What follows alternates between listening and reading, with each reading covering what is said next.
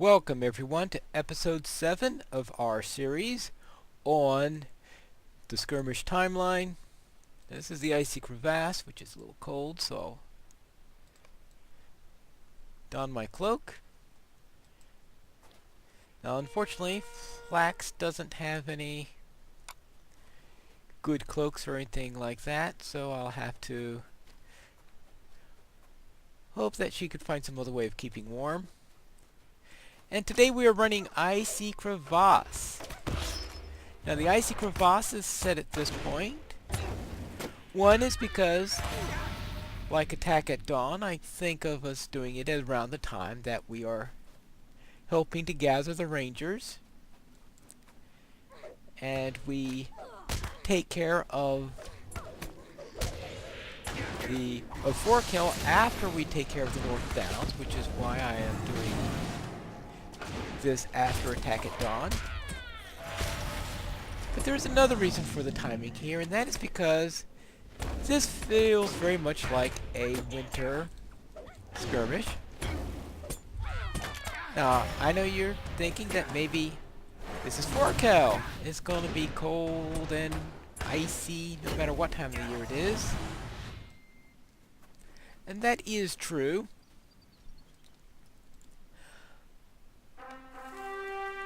But they always had the feeling that the Witch King is strongest in being able to send the cold to Forochel during the winter time. And I figure that any attack where there's an attempt, as in this one, to cause a great bitter cold in Evendim and freeze the lake, that is something that could only happen during the winter time, even with some weird magic by the Angmar. So therefore, that's the reason why I've chosen to do it this way.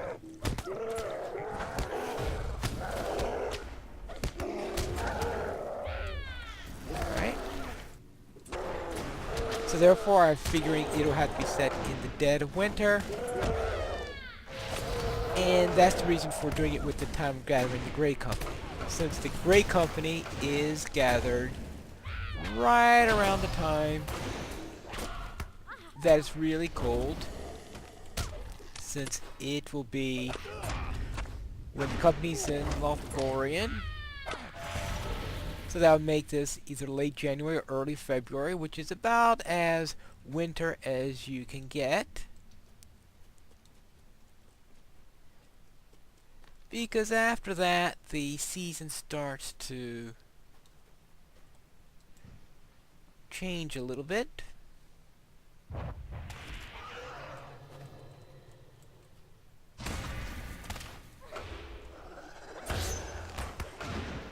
So therefore, that's the reason why we're here, and this is why I put it as number 7. And with this putting of this with the gathering of the Grey Company, that will tell us how things will go for the last two. And they will definitely fit into their timelines no matter what you do with anything else. Well, that's interesting. I did... Well... Seeing if I could draw them back a little bit. The reason why I want to draw him back is because he has the buff from the Defender of the Vial. So it looks like the Defender had walked away long enough for Flax to take care of him.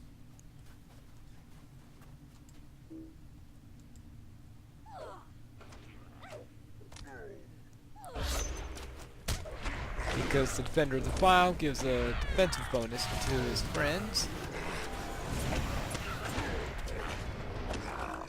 And I saw the little shield on him to know when he's in range of him. Alright. Now the Icy Crevasse is the toughest of the skirmishes. I decided to run this one only at tier 1 for this particular running, though we'll see how well that works, because at level 95, and I have probably for maybe even the first time since I've been playing the game, I actually have both weapons at second agers, which is probably as good as they're ever going to get. So even after first agers become available, it's unlikely I'll ever get one of those. So with double second agers, I seem to be doing reasonably well here. Now, one reason why I was cautious is because earlier today I had been running Icy on my level 60 warden, tier 1, and I can tell you that it's a little bit tougher at level 60, probably because I wasn't as well as equipped.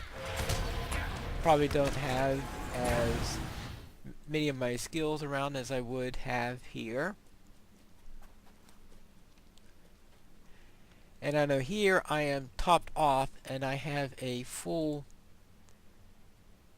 true as you can see, 65 points spent, which is my best developed character I have. In fact, this is by far my best traded character, because I'm sure I'm not going to have any other characters. I'd be surprised if I have any other characters that have 60. Maybe I'll get one or two with 60 or 61. But certainly I do not seriously expect to have any other characters with 65 trait points.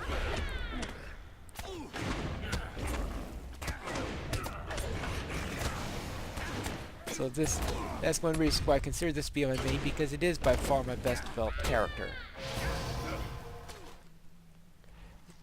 I have the best traits on this time. I have the highest virtues, being at 18 in 4 out of my 5 equipped virtues, and at 16 for the other. War echoes from the canyon beyond the north. That is that the mammoth? Yeah, it's the mammoth.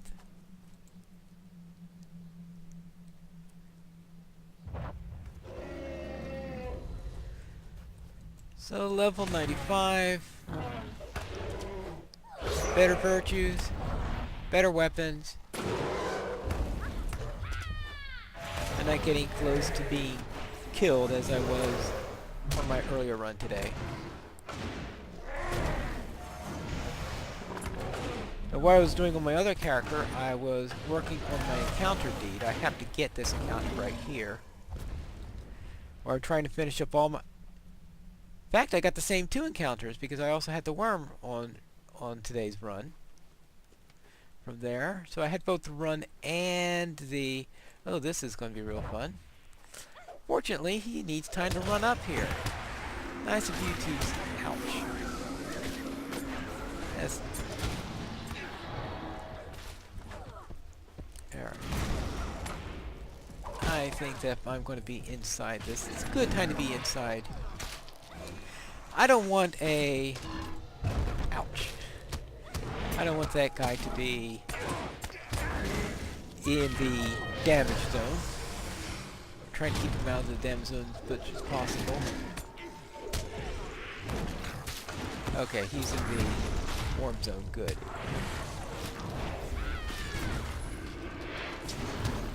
Unfortunately, I also have to worry about that crazy grim. Alright. It gets insane a couple of times. But if you got a Daywalker Berserker, Grim around, you got a few archers around also, that's what really could make it tough, or when you're facing archers. Thank you, Flax, for getting rid of the Grim. And that takes care of that. That was the only really tricky part of this run. So I probably could have tried it at tier 2.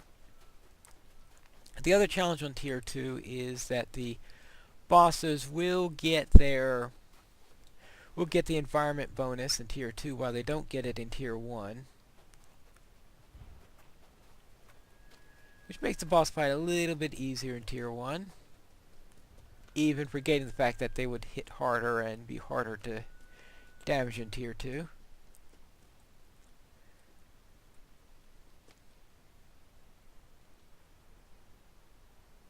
Now, the entire idea here is, of course, he's trying to cause Tenendir to pretty much be destroyed as a result of freezing Lake Evendem, and with the frozen lake, they're hoping to be able to send a vast army down upon Tenendir, since he'll no longer be protected by water.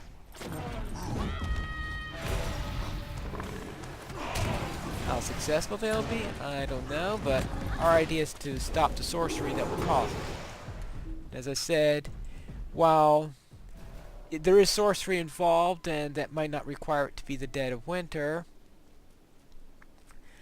the Witch King is established to be more powerful in the winter time, or at least the effects, since obviously the Witch King isn't there personally to do this, since the Witch King is busy with other stuff, is exiled from Angmar, and is too busy in the south, creating all sorts of havoc. Things like stabbing Frodo in the shoulder with the bullet. I know that happened back in October. I guess around this time, searching for wondering where Frodo is, or at least where the ring is. I guess he probably knows that Frodo has the ring, or at least Frodo had the ring, since he did stab Frodo. And he had that face down at the Fort of Ruin and back in October.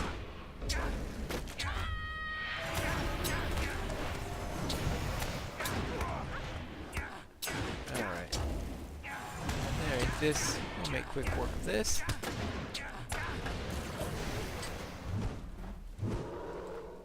And with him down before, yes, that was...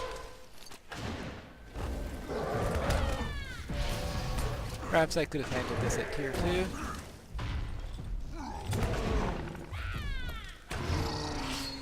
And that's what I get for running it on my level 60 character first.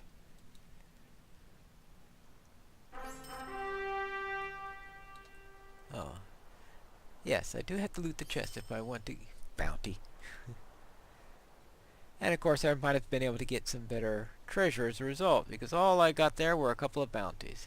Well, that's it for the Icy Crevasse, and now it's too warm here in the Shire. For our next episode, we will head into another cold weather area, the top of Mithradris. Well, maybe not the peak of it, but certainly on Mount Mithradris, as we storm it in order to deal with a witch. Until then, this is Pine Leaf Needles. May your shield protect you, and your spear never break.